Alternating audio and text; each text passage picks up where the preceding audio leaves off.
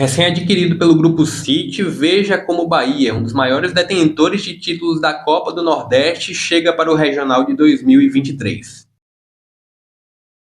Fala pessoal, sejam todos muito bem-vindos a mais um vídeo aqui no JP Comenta, mais um vídeo seguindo esse guia para a Copa do Nordeste de 2023. Eu já trouxe alguns vídeos falando sobre outras equipes que estão garantidas na fase de grupos da competição. Hoje para falar do Bahia, uma provável escalação do Bahia, contexto da equipe baiana para essa Copa do Nordeste, para essa temporada de 2023. Mas antes de começar o conteúdo, de fato, vou pedir para você se inscrever aqui no canal, para você ativar o sino de notificações, também compartilhar o vídeo se você gostar. Mas vamos lá para o conteúdo. Lembrando, né, Bahia é um dos grandes campeões da Copa do Nordeste, tem 4 títulos, o último deles foi na temporada de 2021, e é um Bahia que vem embalado da temporada de 2022. É um Bahia que conquistou o acesso da segunda para a primeira divisão do futebol nacional, e é um Bahia que foi recém-comprado pelo Grupo City. Né? Teve essa compra, com isso o Bahia está conseguindo fazer algumas contratações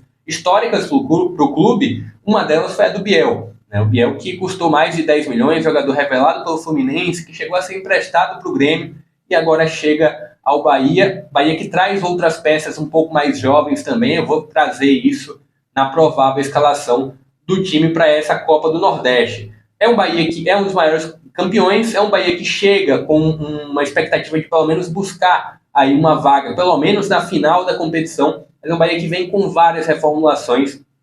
Tem, por conta dessa compra do Grupo City, tem aí um novo treinador para a temporada, trouxe um treinador português, o Renato Paiva, para formular esse grupo, além de contratar jogadores jovens, manteve uma certa base, né? Fez questão de renovar contratos com jogadores um pouco mais experientes, como o Ricardo Goulart, por exemplo, como alguns jogadores já da casa, como o Matheus Bahia, o lateral esquerdo, mas fez várias reformulações, e eu já vou trazendo aqui uma provável escalação da equipe do Bahia.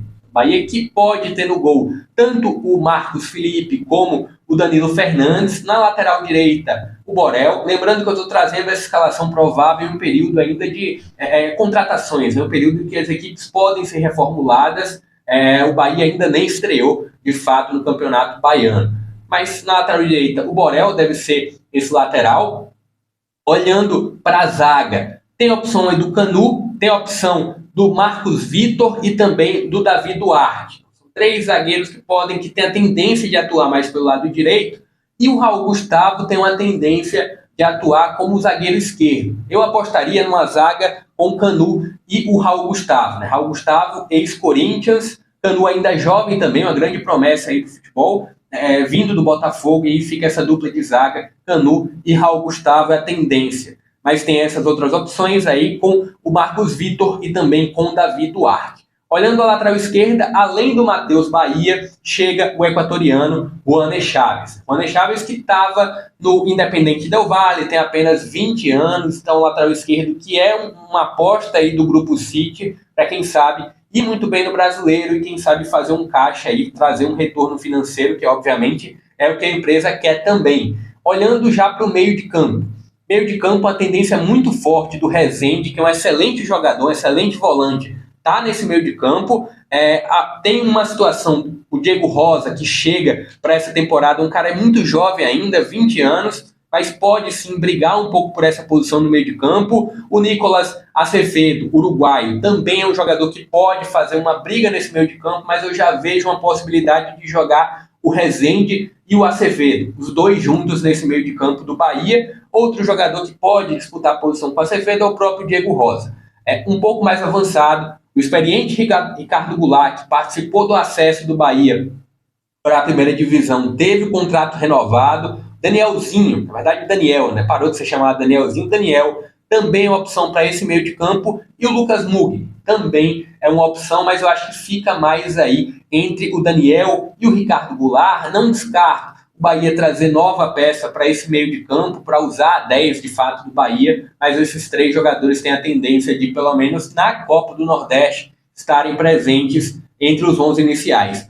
Do lado esquerdo, Biel, a grande contratação, o jogador mais caro, né, a contratação mais cara da história do Bahia, deve jogar pela ponta esquerda, ele também pode jogar como ponta direita, mas a tendência, numa situação natural, é ele jogar do lado esquerdo. Ele pode disputar a posição com o Jacaré, mas com a chegada do Biel, o Jacaré pode ir para o lado direito. Então ficaria Biel na ponta esquerda, o Jacaré na ponta direita, mas o Jacaré também vai ter uma disputa com o Kaique, jogador que já pertence ao Grupo City e chega aí emprestado ao Bahia. Na verdade, está dentro do grupo. Chega para ver se, voltando ao futebol nacional, ele rende um pouco mais. Ele estava no futebol português. E no ataque, Everaldo.